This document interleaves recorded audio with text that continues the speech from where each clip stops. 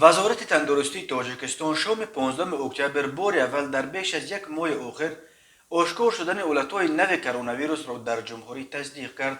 وزارت گفت در یک شبانه روز آخر در تاجیکستان دو حالت نو گرفتاری به کرونا ویروس نو کووید 19 ثبت شده است. از 13 سپتامبر به این طرف وزارت تندرستی ثبت شدن حالتهای نو گرفتارشوی شهروندان به کرونا ویروس را رد میکرد.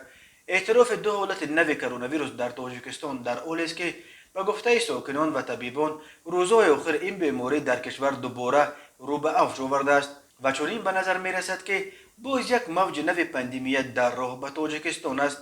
به احتمال غالب با آغاز موسم بازگشت مهاجران از روسیه موج نو پاندمی در تاجیکستان نیز رو به افزایش بیاورد، چون که وضعیت پاندمی در روسیه در این شب و روز خیلی رو به وخامت آورده است. بنا به آمارها حالا در روسیه هر روز بیش از 30,000 حالت نو گرفتاری به کرونا ویروس و تا 1000 حالت فوت از این بیماری ثبت شده. جمع گرفتار شده ها به 8 میلیون نفر نزدیک شده.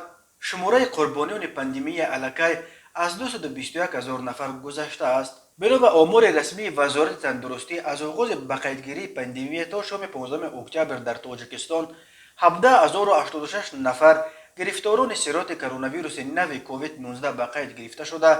از این شماره تا سانه ذکر گردیده 16,960 شفا یافتند و 124 نفر فوت دیدند.